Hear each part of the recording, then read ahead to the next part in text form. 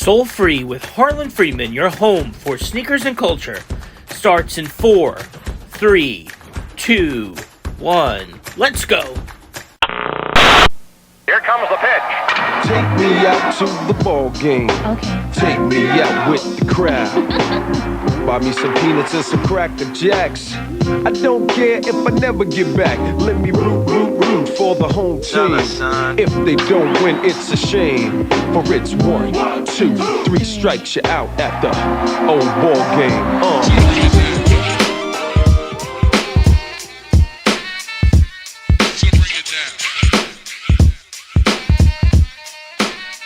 Once again, welcome to Soul Free, a production of the Soul Free Radio Network and Drake Media TV. I'm Harlan, I'm your host. You can check us out online at soulfreeradio.com as always. And before we get started, we want to thank a couple of our sponsors. We want to thank everybody at Optics New York, Oconee Eyewear, Hugo Boss, and of course our friends at Notorious Pink and Portia of Huntington. And we've got a great show for you today. Today's a very special show, but we're going to start the show like we do every show. We're going to start the show with our sneaker of the week. And of course, because today's show is so special, we had to bring some heat this week. We had to bring a pair of custom Air Force Ones. These are made by Lucia Footwear, Anthony Lucia. He is the shoe haberdasher, I guess you would say, to the stars, to all of Major League Baseball at this point. And he made these special Air Force Ones right here for Doc Gooden, the king himself, Dr. K, whose number was just retired by the New York Mets. And if you look at these shoes, I mean, in the toe box, you have all of Doc's accomplishments right here. You've got the Gooden jersey here on the sides. You've got, more Doc stuff here. The number 16 that was retired by the New York Mets, the logos, the dates. These shoes are unbelievable. 16 forever. If you're lucky enough to log on to Instagram and go to Lucia Footwear, check them out and try to cop a pair. I mean, I know these are one of one. These were made for Doc Gooden himself. So you ain't getting these, but maybe you get something that looks a little bit like them. And we're just, for luck, we're going to leave them here on the table. I know a lot of my Italian friends would have a hard time with putting shoes on the table, but we're going for it. It's a special day here on Soul Free. And speaking about special things, something big just happened at Citi Field. So we're going to show you a little clip of that right now.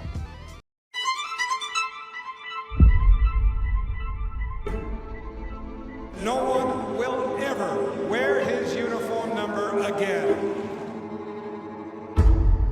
It was a time when new legends arrived. New voices were heard. New visionaries would rise. The culture was shifting, setting a path for new stars to ascend. Dwight is the youngest player in the National League, 19 years of age. And in the middle of the diamond, a prodigy stood at the epicenter of it all. A few years back, there was a great picture called A Star is Born, and the Mets are hoping here tonight that Dwight Gooden will be a star.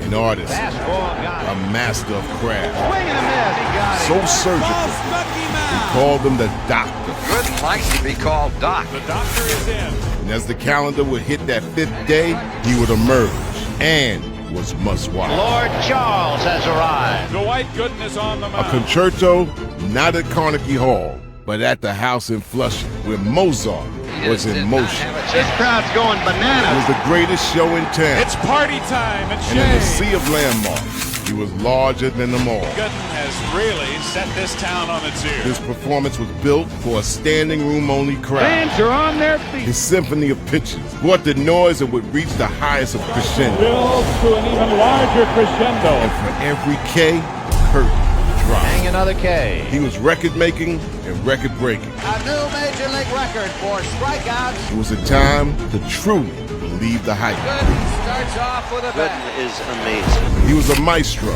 delivering hits that were literally unhittable. Oh, the big Uncle Charlie. From his opening act all the way to his final stanza, every time he took the stage, he was simply amazing. So here's to number 16, Dwight, Dr. K.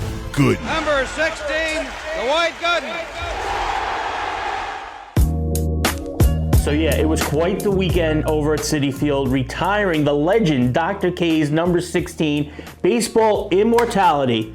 And speaking of Mr. Immortality himself, I've got my brother. This is, I think this is the first time we're doing this together.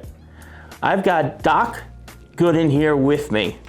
My guy. Yeah. My guy, what's up? Good morning, Harlan. Thanks for having me. It's a Yeah. great show.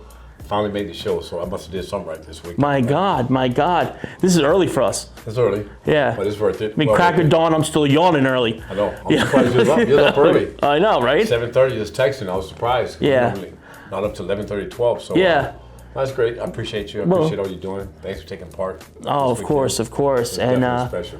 no, this was a really, really special weekend. And before we get into it, we did sit down with a lot of your friends and teammates, and they shockingly, they had some really nice things to say about you, because we all know you're not this nice of a guy, right? You're not the nicest guy that everybody's ever met ever. So let's cut away and let's see what your friends had to say about you. All right, I'm with the one and only Tim Teufel, longtime teammate of number 16, the great Dr. K. Yes. Tuffy, how you doing tonight, bro? We're doing great. This is great to be here. Great New York. You see Orosco, see Hojo, and now we're going to see, we're going to see the doctor tonight. We're all going to see the doctor today. So I'm looking forward to that. I'm looking forward to seeing him again. Every time we get together, it's special. He's a great guy. So at the heart of any organization, there's a man who's been there for a couple of years now. 45, man. 45 years. He is the heart of the Mets. We're here with Jay Horowitz. Jay, how you feeling tonight on this special night? It's a very exciting time for Dwight, and all of his friends and teammates are here, and well-deserved honor. Can't wait till Sunday till number 16 goes up on the roof. Yeah. Jay, talk to me now. Jay is the publicist for the New York Mets.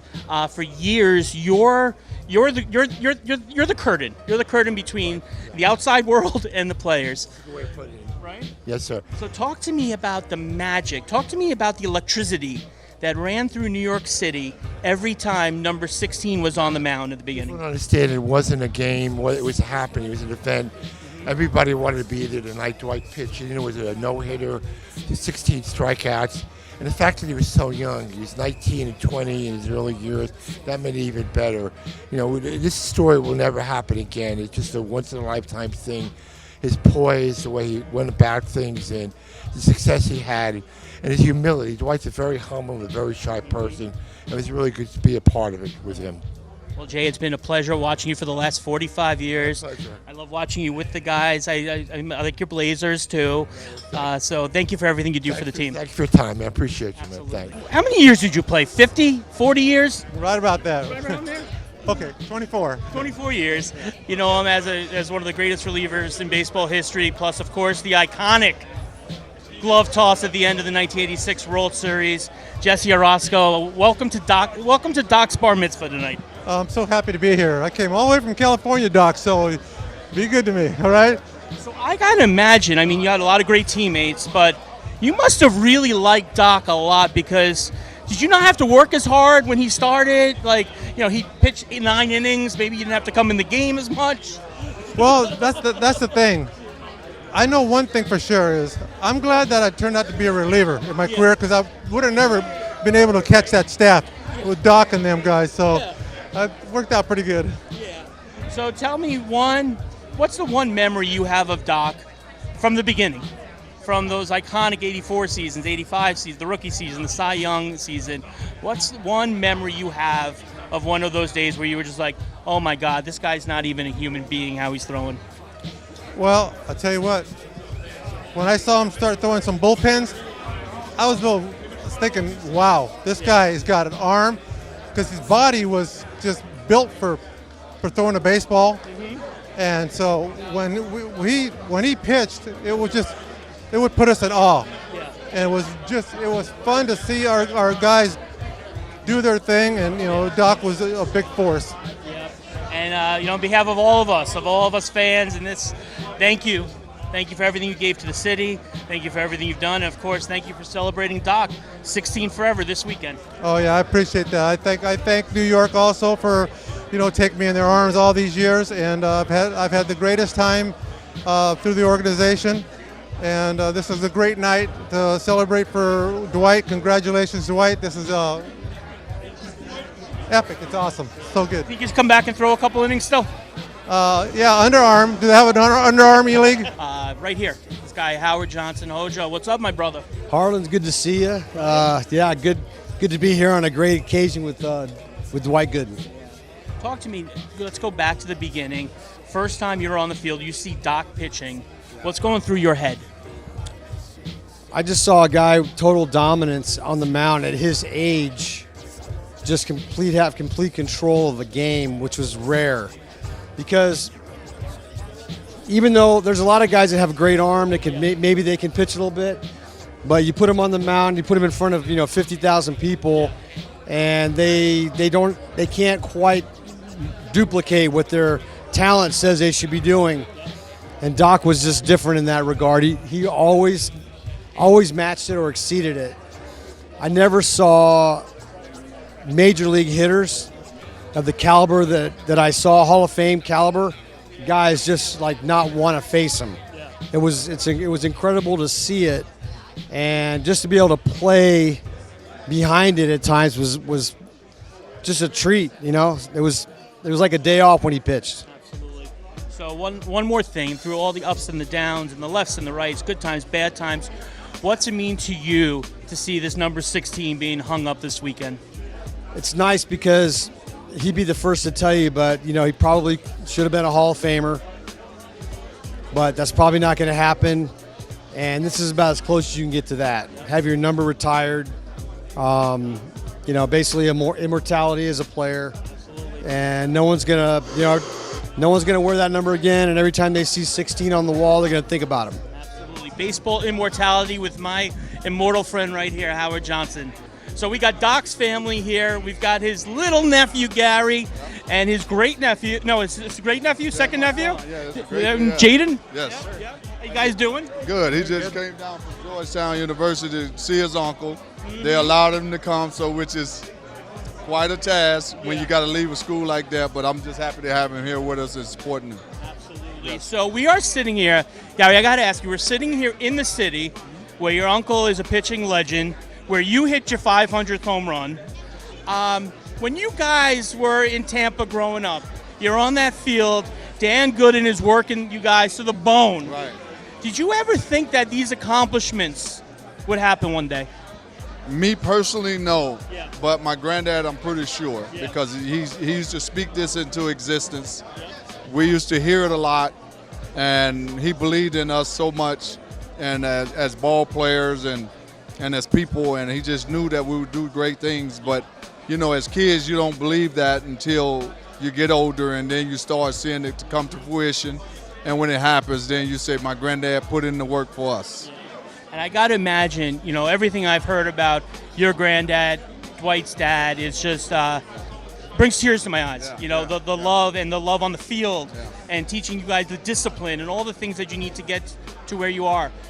Are those things that you've brought to your sons, to Jaden and your other boys, who are all, succeeding?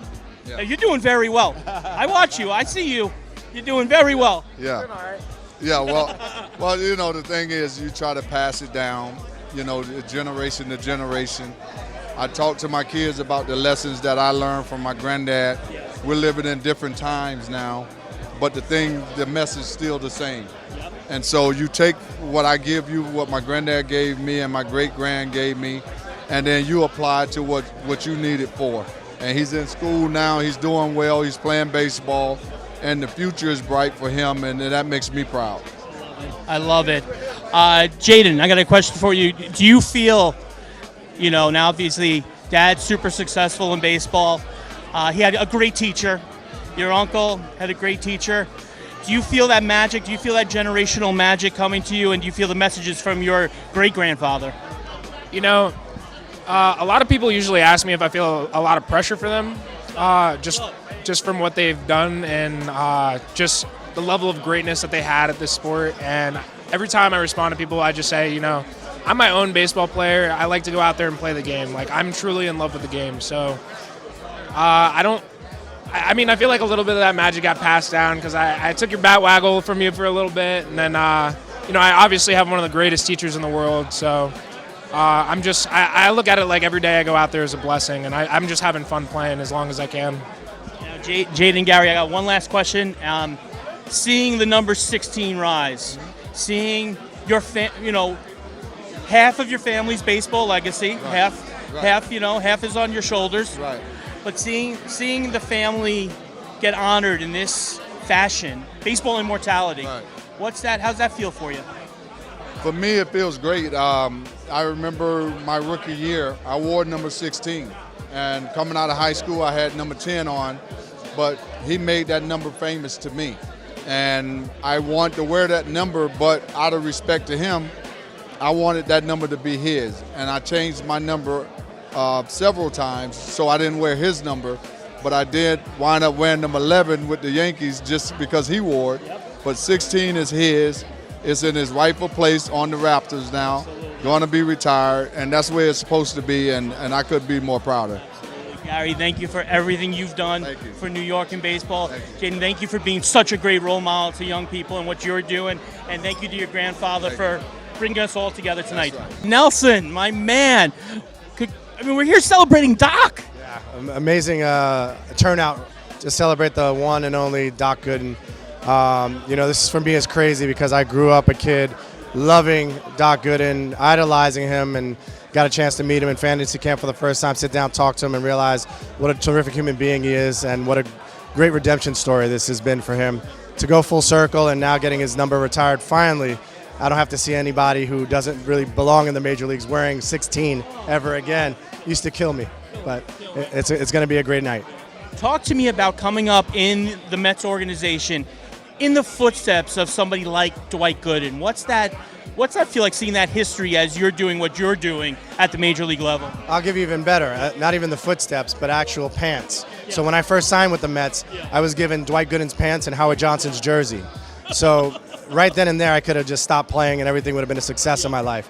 But let's fast forward. I was able to accomplish a lot of things at the minor league level. My first full season, I struck out 200 batters and thought, wow, that was really good. Then I got a chance to see what Doc Gooden did at the same level. He struck out 300 batters. Needless to say, I came up a little bit short. No, Nelson, it's always a pleasure talking to you. You said something very, very important. We don't have to see anybody else wear number 16 again. Is this the final rose? Is this the cherry on top of the redemption story where finally the Mets and Major League Baseball are saying, you know what, it's okay. Yeah. You're good. Yeah, no, I think, you think of all the things that he had been through, and he's I guess you could say, a blueprint for early success and all the pitfalls, especially playing in a big city, winning a World Series at such a young age, winning a Cy Young, all those things that seem great, but there's a dark side always to it. There's something that could go wrong, and it did go wrong, but you look at what he's done to right the ship, you look at all the lives that he's touched with his story, and his experience that a lot of people don't get a chance to talk about. They don't get a chance to live and talk about. He's getting a chance now to be there on Sunday, and no one will ever get to wear that jersey again. It's something very, very special. That's it. You heard it here. Nelson Figueroa, number 16 forever in Queens, the blue and orange. We will never see anybody wear that incredible jersey again. Thanks a lot, my brother. Welcome. Well, great to see you, Harlan. I appreciate you guys having me tonight. Absolutely. So talk to me. There's something very few people can speak on. Talk to me what it's like being a young man, being at the top of their game here in New York City. Well, we were very lucky. I met Doc. This is going to be 40 years since I've known him, and we were both very lucky to be on championship teams the same year. So, to be in our early 20s in this city and win titles were certainly an amazing thing. And, when I look back, I'm so thrilled that I was able to do it here in this city. I mean, every city has great fans, but to win a championship in New York was great, and to do it the same year the Mets did, and all these years no Doc, and him being a Giant fan on top of it, has really been a great thing. Talk to me about that year. Talk to me about the rise of being a champion in New York City, the roar of the stadium, the thunder of walking into any restaurant, people standing up and clapping. How hard is that for a young man? Well, at first it was great. It's something you'd always dreamed would happen for you, and then you try to get used to it. And, the Mets were an inspiration to a lot of us. We were playing on Monday night against the Redskins at home when they won Game 7 of the World Series. So to see them win and see everything they got, there's no question, even if it's just a little bit, that I think that was a spark for us, and I know it was for me. Tell me, and before we let you go eat dinner, tell me, just to see a player of your generation, a dear friend of yours, get his flowers this weekend with the number 16 being retired. What's that mean to you and the guys of your generation? Well, I think everybody here, and especially us, we all remember how magic he was, how unbelievable he was, and this is long overdue, but it's great that it's happening, and to be able to say we saw one of the great pitchers of all time, certainly for a while there was none better. Absolutely. Sean Landeta, New York Giant legend. I mean, we could say Baltimore also. I mean, we're here, we're friends, But thank you. You're always here for everybody. You do for everybody. Thank you for being here for Doc. Number 16 forever, Sean Landeta. Special events of this sort do not happen without a leader. And there were two co-leaders who really put this all together for Doc tonight. And I'm standing here with one of them. He's a dear friend, a dear friend of Doc's for over 40 years. Ron Goldstein. Firstly, I want to thank Harlan. The stuff he does behind the scenes is priceless. He cares about everybody, not just Doc, but everybody. He always makes sure that everybody's taken care of, everybody's good. I mean, that's what brothers are about. We have a very small fraternity, and Harlan's part of our inner circle, and it's all about the inner circle. We take care of each other, good times, bad times. Our whole life's been a roller coaster, good times, crazy times, sad times, but we stuck it out. I'm very proud of Doc, and he's been stellar. And I tell you, man, you see every day, an interview every day. Yeah. He's been out there. He put himself out there more than anybody. And, when we see that number up in the rafters, that's everything for eternity. Yeah. Everything. Yeah.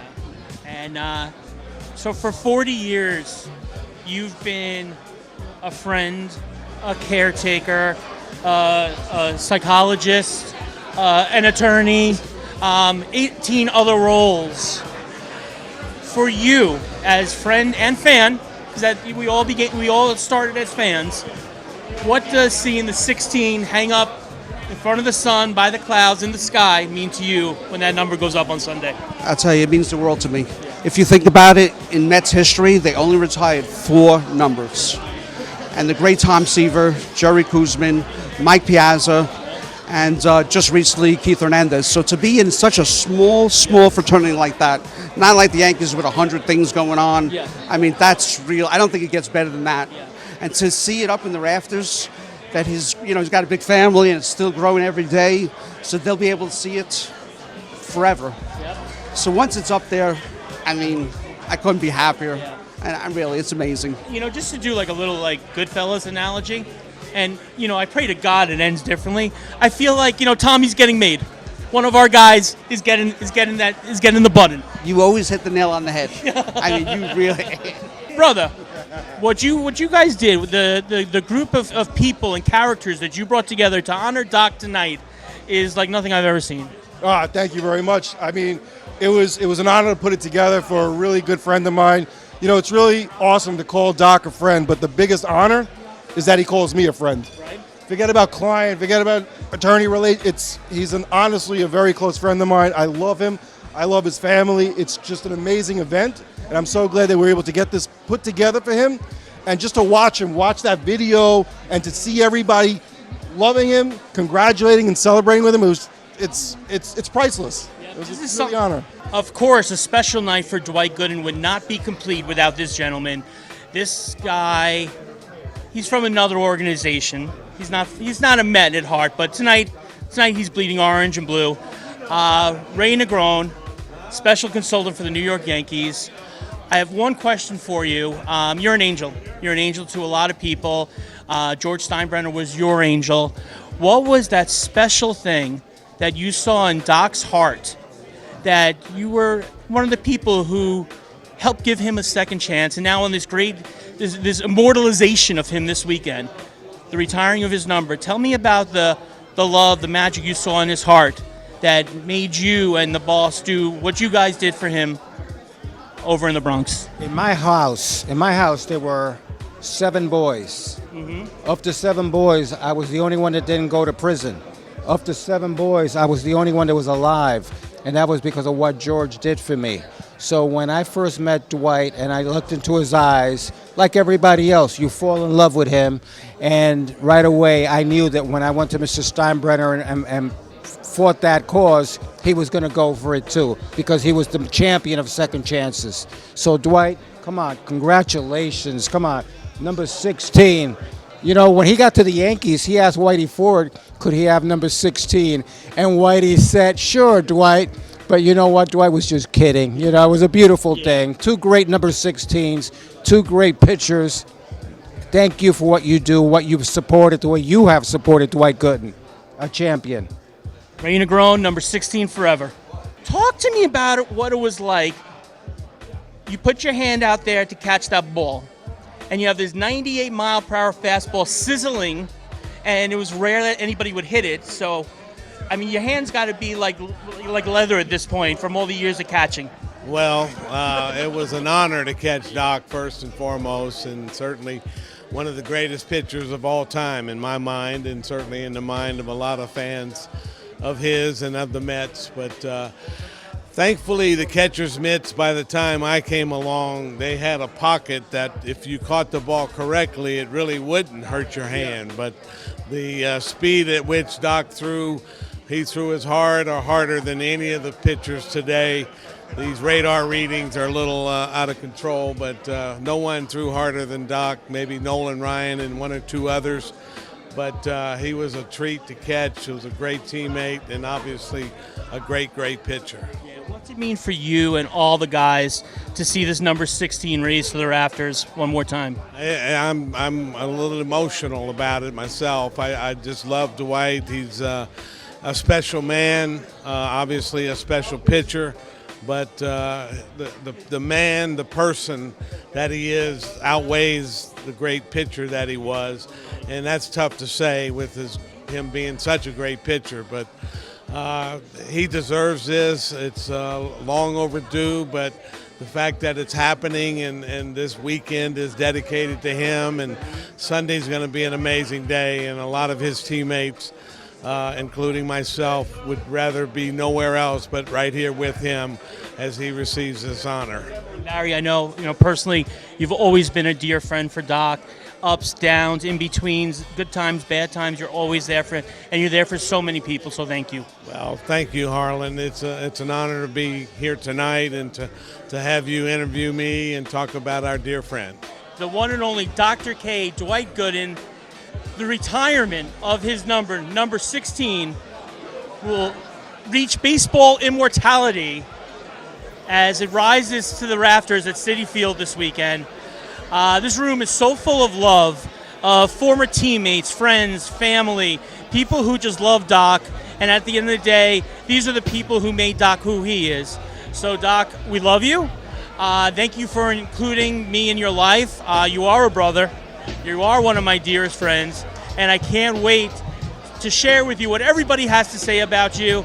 And you're sitting down with us in a few minutes, so I can't wait to hear what you got to say. It's Harlan. It's Empire Steakhouse, 16 forever. Can you believe all those nice things they had to say about you? That was nice, man. It was very touching. Yeah. Those guys are, when you have teammates and you win a World Series, they're still your teammates. They're not former teammates, former friends. They're friends for life. And it's good catching up and hearing those wonderful things about guys. It's like reliving all those moments. Yeah. And for them to take out time out of their schedule and away from their families to spend time with me and my family and the wonderful fans for the weekend was definitely special. Yeah, I love that we got Jay Horowitz to do an interview instead of interviewing somebody else. Yeah, normally Jay's on the other side setting everything up. And so you hear Jay talk in the city converse, he said meant a lot too. Yeah. For Jay, with his issues, health problems in his age, to take time out to share with me, made it very, very special. Yeah.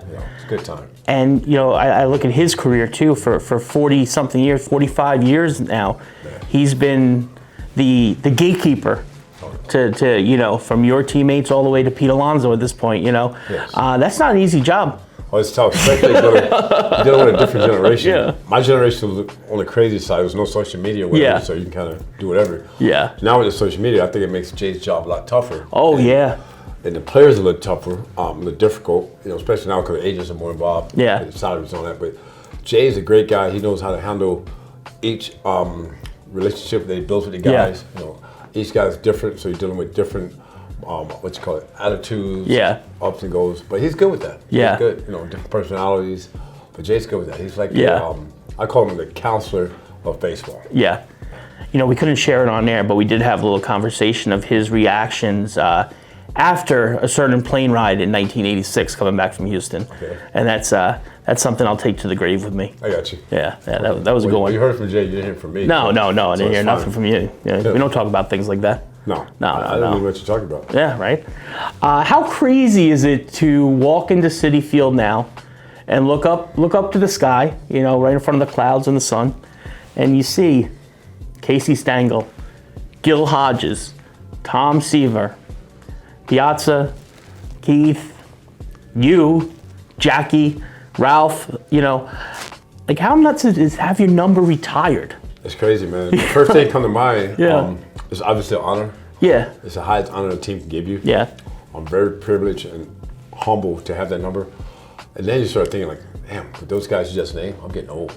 Right. But it's good that my kids got to witness that, my grandkids got to witness, especially my grandkids, because my kids, most of them saw me play, besides my two youngest ones. Yeah. But they know the history about me, they're getting older. But the grandkids, for them to be there and witness that, they didn't quite get it, most of them, because they're young, but they knew something special was going on. And as they get older, they can say they was there. When they look back on the wonderful jobs you guys did giving me videos and tapes, they can look back at that and maybe one day show their kids whatever and say, look what your great-granddad did, and look what, I was there to witness that. That's what really made it special. Yeah. And you get choked up just watching the expression on their face. Yeah. The fans that came out, and the weather, the weather wasn't gonna stop nothing that day. Yeah. Share that moment with me because the fans, my friends, my family, all fit in the same category, played a big part of my career. Yeah. On the field was my success off the field. Yeah. And just watching, as being family, just watching you all weekend with your grandchildren. Oh, man. I think that was everything.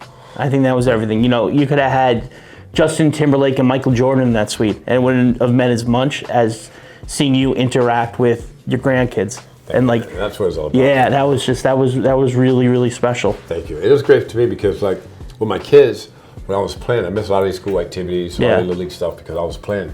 So I'm trying to relive that with my grandkids, be around more, be accountable more to them, and to have them come from Tampa to New York and share that with me. Yeah. I actually got an iPhone. I know nothing about technology, as you figured out. Yeah, of course. So I got the iPhone so I can FaceTime my grandkids every day. Yeah. And sometimes when I'm talking to one of my kids on the phone, the grandkids, they go, Papa, call FaceTime. We can't see you. They want to see me. Yeah. And I guess they want to make sure I'm doing okay. Yeah. And they're very smart. This generation is amazingly smart. Throwing out the first pitch with my grandson, Caden, with 11, that plays Little League Baseball, is something that he will never forget. I'll never forget this moment.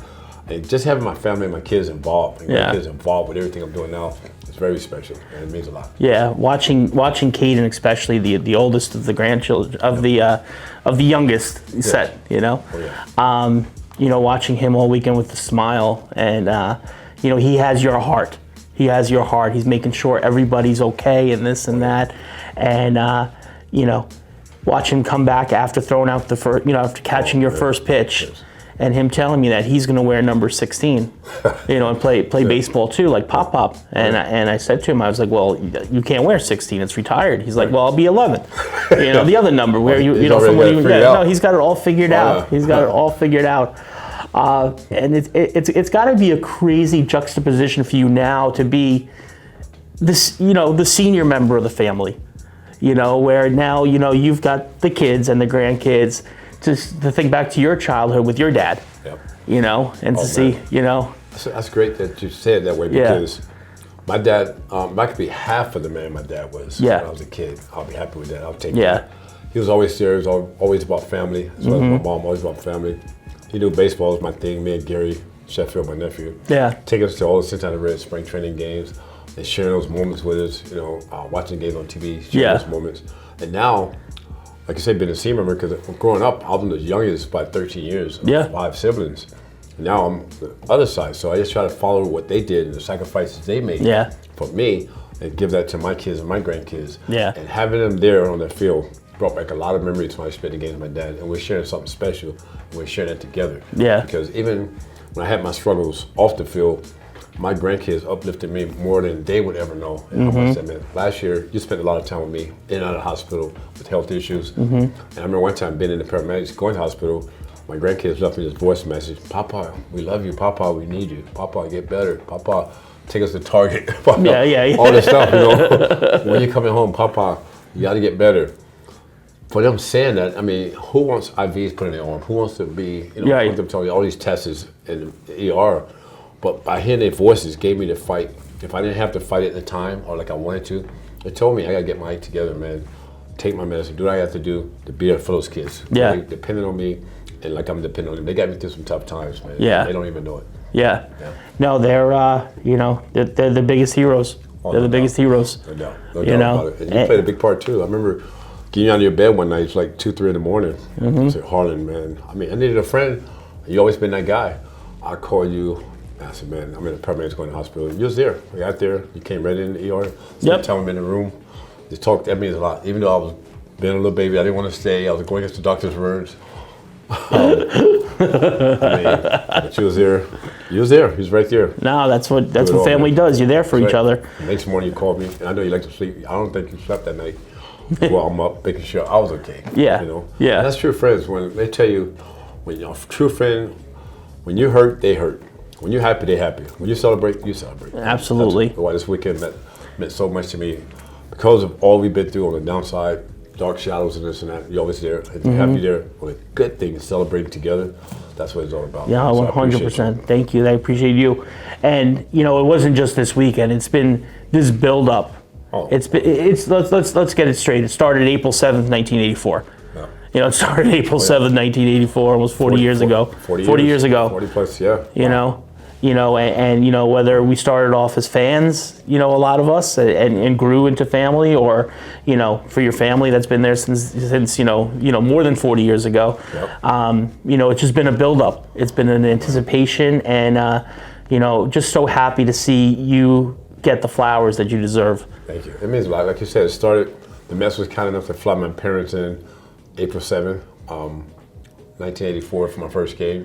Started, but like you said, it started as kids. My family made sacrifices for me. I mean, I grew up in inner city. We didn't have much. I remember me and my dad sharing the same winter coat, sitting in front of the stove for heat. All these things, and they go to where we are today, play a part. Man, you came in action in 1986. I'll let you tell that story. I was supposed to went to your bar mitzvah. I didn't make it, and we developed a friendship, and everything's timing for everything to come full circle.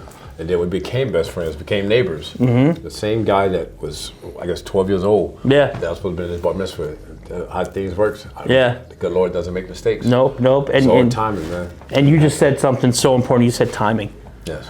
Do you think emotionally, mentally, you would have been ready for this honor, say, 10 years ago? No way. Right? No way. I remember clearly this guy, I think it was John Heyman, came to my house. He was working for the Post. We did a story. And the headlines was, Doc didn't think he'll make it to 50. 10 years ago. And here I am, I'll be 60 this year. But I don't get there without making sacrifices. The support that I got from you, my family, fans. At times, you guys love me more than I love myself. There was times where I didn't trust myself. Going outside, I didn't trust myself being alone. I'm just being honest. And you guys stuck with me through all of that. So 10 years ago, I wouldn't have been ready. That's why I get a speech. Everything's timing. And I talked about one of the retirees I met. When I'm retired, the time wasn't right. Sometimes we can't see it, or I couldn't see it. I was hurt because I wanted, when I want it, I want it. But you know, sometimes things happen for a reason. We don't see it. But I did find out, and through my whole struggles or good times, when the timing is right, as long as I do my work and keep doing my work, it'll happen. And if you don't give up, just stick around, your blessings will come. Absolutely. I feel like your blessings are coming in abundance now. I feel like you're ready to accept the blessings. Yes, this time, the time is good. Yeah, the timing is good. Yes. And that's such an important thing. We talk about that a lot on the show. You know, we have our, you know, mental health and social awareness initiative, Soul OK. And to watch, you know, the work you've put in, especially the last 10 years, to getting to the point where, you know, thank God every day you are okay. I'm okay. You're right. And you mentioned mental health, social living, and I went through so much. I've been to like 7 different rehabs, right? And 2019 sticks out more than any because I had 2 DUIs. 2 DUIs in 1 week. Who does that? Yeah. It's a problem. Yeah. It's more than just addiction problem. It's a mental problem. Yeah, yeah.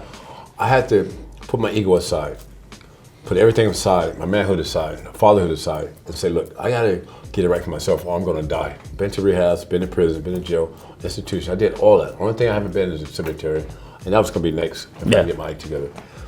And one thing I do not want to go down is everything I accomplished on the field as a man that my kids got to live with. Your dad died from an overdose. Your dad died from whatever. That was fine, that gets you so far, but until I said, forget what everybody say, forget what my kids feel about me. I got to do this for myself. I said, I'm not going back to a rehab. I need to go to a mental institution to get the help I want. I went to High Focus in Morristown. I was there for a year. At first when I got there, I'm like, man, these people are crazy. I don't belong here. And a counselor told me, he goes, look at your trike record, and you decide if you belong here or not. And I looked at like the first page. I didn't have to see the rest. I was right where I belong.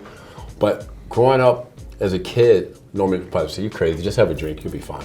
And that's where you grow up. And so I had to just put all that stuff aside, ego aside, everything aside that I accomplished, and say, hey, look, I'm gonna go in here, and what you get out of this program, what you put into the program is what you get out of the program. And I put everything into it, man, and it was the best time. I learned so much about myself. And you know, they break you down, which is good. I had to relive some dark moments, but at the end of the day, I found myself, I'm more happy now. My kids can count on me now, where times before, if their dad's coming, they don't know, they make other plans. There's a chance I'm not gonna come. And it's just good to see that love again, that true love from my kids again. That's what I ever wanted. And I can look in the mirror and love myself again. That's most important, because I know what pain looks like. I know what pain feels like. But I can look in the mirror now and say I'm happy. I give myself credit sometimes, which I never would do. I'm doing everything for myself. Sometimes I look in the mirror and say I'm proud of myself. Because there's been times I looked in the mirror and just, I would go off myself in the mirror, just blast myself. And now I can look in the mirror and say I'm proud of where I'm at. I can have peace now. I'm still not where I want to be, but I'm damn sure a lot further than where I was. Absolutely. I got to tell you, with all, you know, all your accomplishments on the field, you know, 276 strikeouts as a rookie, 24 and 4, whatever it was during the Cy Young Award, World Series, no hitters, this and that, getting carried off the field. For me, your biggest accomplishment, the one that touched my heart the most, was when you took that step and got that help. So, you know, on behalf of a lot of people, you know, I thank you for that. Thank you, buddy. Yeah, that you know, that's a man. That's a man.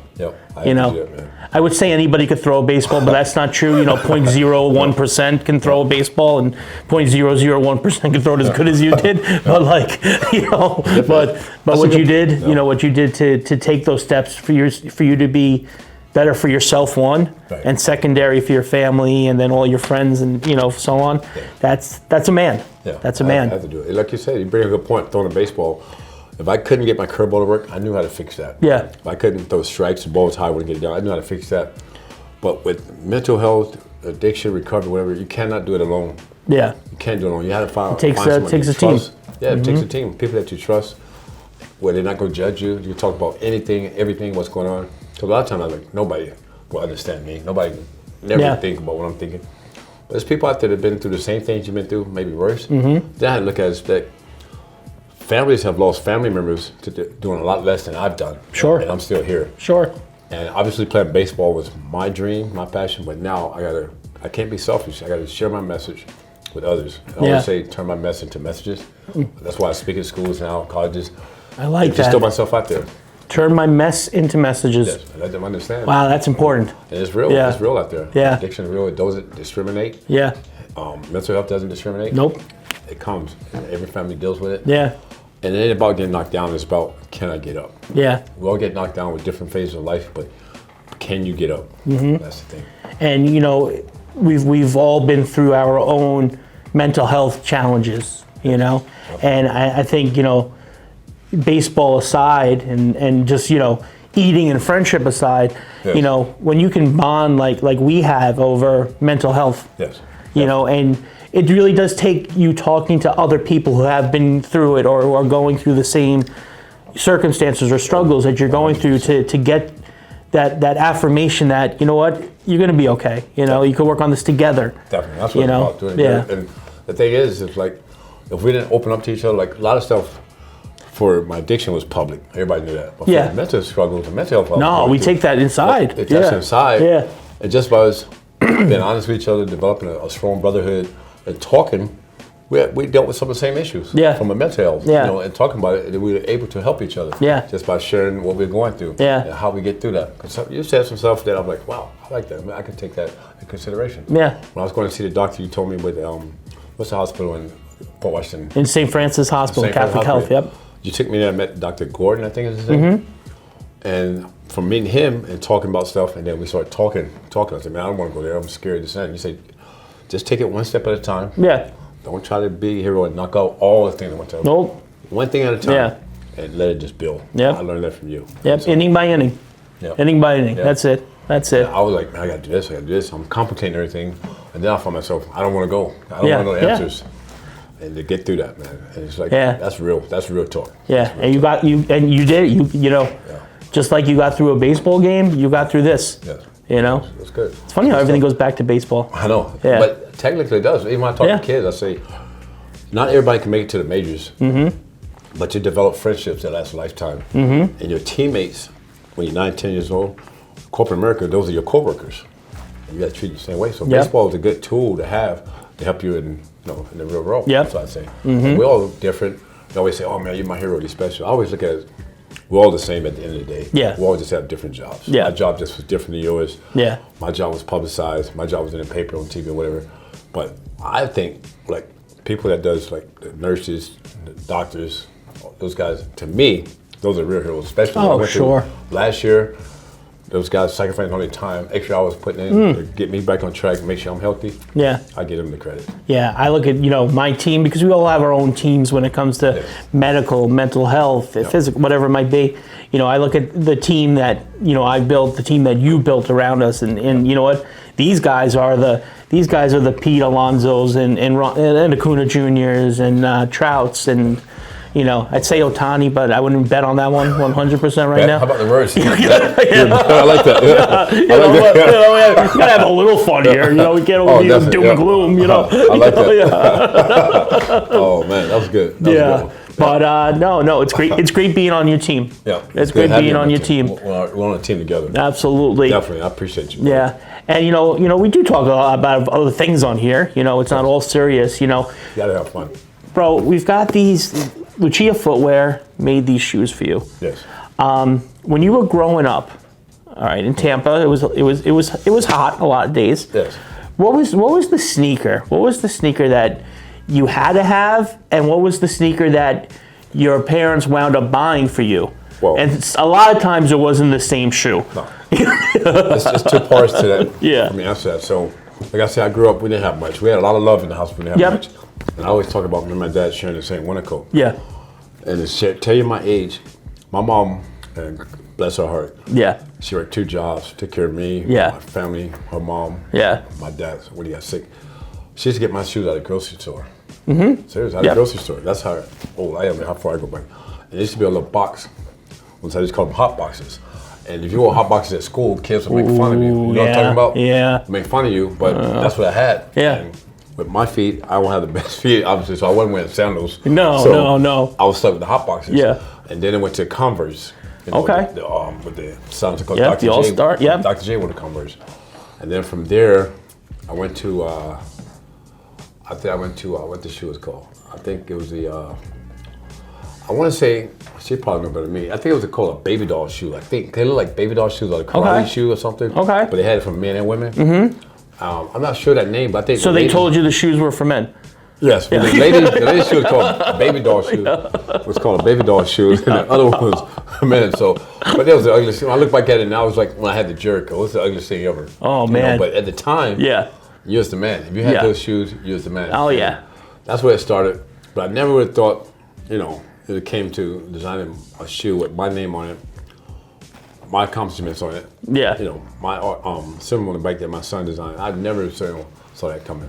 Yeah, these are just incredible. That's crazy. These are incredible. Yeah. And just the fact to see the name Gooden with a Nike swoosh next to it. I never thought. I remember being in the backyard with my nephew playing with a stick. We didn't even have a bat. We had a stick and a tennis ball. Yeah. Playing. I'm throwing, he's hitting, he's pitching, I'm hitting. Yeah. In the backyard, I'm pretending to be Nolan Ryan, he's pretending to be Joe Morgan or whoever. Yeah. And then one day we say, one day we're gonna be on TV playing baseball. Your kid dreams that. Yeah. But then to take it a step further, be on the building, when I was on the building, come out of the tunnel, then to the shoe, win the World Series with both teams. That stuff is like, you can't make that stuff up. No. And I just have this picture of, little you and your nephew, obviously Gary Sheffield, yes. who hit 509 home runs. Yep. That's supernatural in itself. Yep. I can imagine the two of you going at it on the field, like with the stick ball in the backyard. Yeah, I have no idea. We had battles in New York because initially we grew up in the same house. Yeah. It's my sister's son. We used to get up on Saturdays. I love baseball. Yeah. So Saturdays, no school, we eat our cereal. I go outside with the balls throwing to the wall, and Gary wanted to watch cartoons. Then it got to a point where I was tired of throwing the ball against the wall to myself and throwing the ball up, hitting it. I said, Gary, come outside. No, I don't want to go outside. So I would actually punch him. Yeah. Punch him. And make him go outside, right? Yeah. I'll make him come outside and play. By doing that, he started slowing down. He started hitting me over the house. Yeah. And I started trying to hump up. He stayed him on the house. Yeah. So I started drilling with the ball. I was pissed. And I'm like, good, you got it now. I said, no. I said, tomorrow I'm gonna throw it harder. Even though I was throwing it harder than the kid. Yeah. He's hitting me over the house. Yeah. I'm like, man, this kid's something special about this guy. Yeah. I mean, he's 9 years old. I'm 4 years older. I'm 12. He's 9. Yeah. He's hitting me over the house. Yeah, that's a big difference in physical ability. 12 to 9. He was tough back then. And what I would do, because in Florida the weather was so nice, you could play baseball year round. So when the season was over, we'll play different neighborhoods. And I'd take Gary with me. Yeah. And he fit right in. And so when he played against kids his age, it was like a man against boys. He killed it. Yeah. Yeah, it was a lot of fun. And there's probably, it's probably some of the most special memories of childhood, just playing ball in the yard, especially, when both of you have accomplished what you have on the field. Well, to do that, two guys out of the same house, at times sharing the same bed. Yeah. My dad, he's got to be tickled to death. Right. And I'll tell you about my dad real quick. Yeah. Loves him also. So, like I said, my dad taught both of us the game of baseball. Yeah. Gary's going to be the hitter, I'm going to be the pitcher. And I say it all the time, but I still regret not learning where my dad got his knowledge from. But the one time my dad pissed me off, and I saw how he really was. When he showed his true colors. Yeah. He will always come to New York, always wear a Met jacket, Met hat. He was always Met, right? He loved his Met stuff. Yeah. 1992, he's in San Diego. He's going for the Triple Crown. Yeah. They come to New York, the playoffs. I said, Dad, you got to come up and pitch against Gary. Sorry, I'll be there. I pick him up at the airport. He's got a San Diego Padres hat and a San Diego Padres jacket. I said, you got to be kidding me. Wow. Ride with Gary, ride on the team bus with Gary. Wow. How about that? I'm like, wow. I don't see Gary picking you up at the airport. Yeah. And the thing about that, they just say that's Doc's nephew. Then they started saying that's Gary's uncle. Yeah. Like, wow. Yeah. Well, it was cool though. I loved it. Yeah. No, that's awesome. It's amazing to see how Gary translated from where he started to the player he was. Yeah. He definitely, not being biased, numbers speak for itself. He had 100 RBIs for 5 different teams. He definitely deserved to be in the Hall of Fame. 100%. I think the 100%. Writers got too much power with that stuff. Too much power. He definitely belonged with it. And you know what? Thank God you don't need a plaque to be a Hall of Famer. That's right. The thing I admire most about Gary's career, obviously I'm pissed off he's not in there, but the way he treated him. Yeah. But when I talk to some of his former teammates, they say how Gary helped him and what a great guy he was and teammate he was. We don't hear those stories. Yeah, you don't hear that. But to me, that's a Hall of Famer. That's 100%. Hall of Fame is a museum.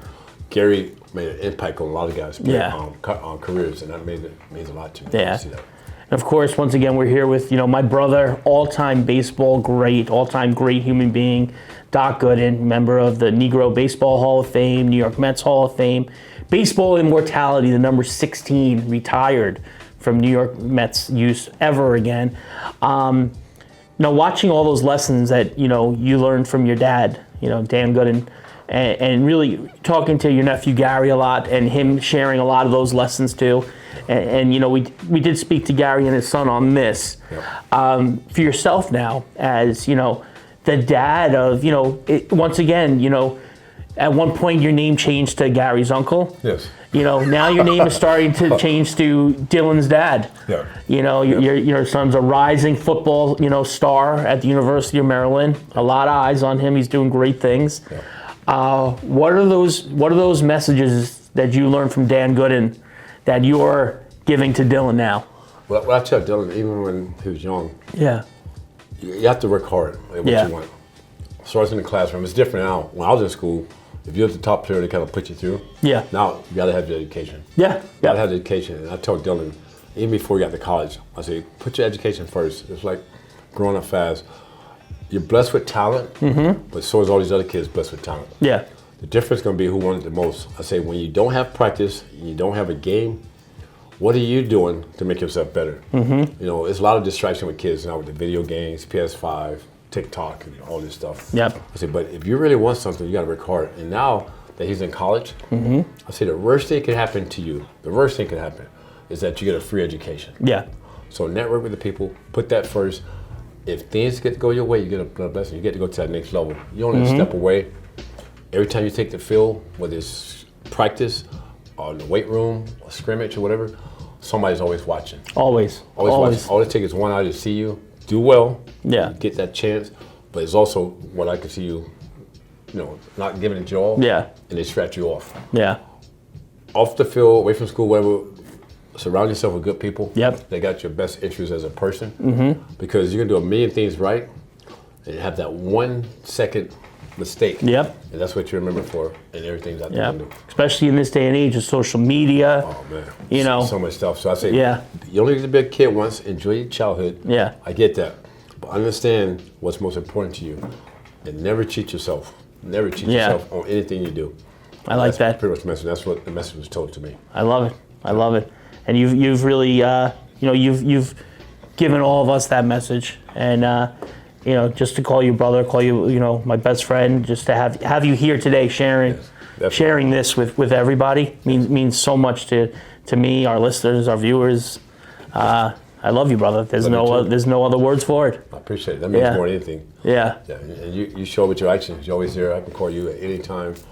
Sometimes I'm bored. You're talking about one of my roommates. I'll say roommates instead of name. There's nothing boring about that. Yeah. There's nothing boring about that. I'm throwing myself at you. I'm like, I know this guy. I'll hang up from a selfish standpoint. After I hang up and I bored you for an hour with it, I said, that wasn't right. I called this guy 12 at night, getting this stuff off, talking about the same old stuff.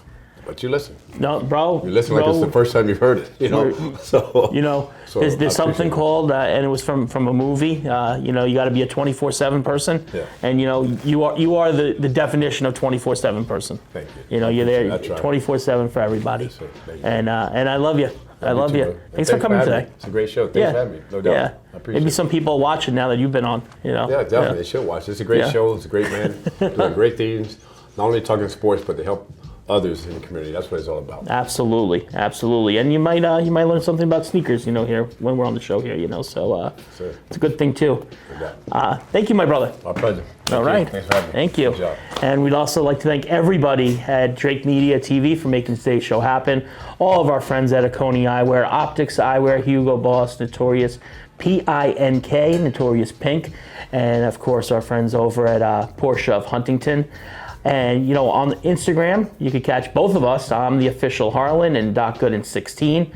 And say hello and download us on all the major podcast platforms. Everywhere you get your podcast, iHeartRadio, Spotify, Apple. There's a few other ones, Amazon Music, and of course on YouTube TV and part of the Donna Drake Show. And that's it. Let's go Mets. And this number, wrong way. This number 18 right there. Number 18, number 16, number 18 is June 1st. 18 is coming. Wow, that just happened. That just happened. Coming. 18, yeah. Are we going to have a party that day? Why not? Yeah, let's do it again. It's Jarvis Day, whatever you want. Absolutely. Yes. All right. Let's go Mets. Let's go Doc. We'll see you soon.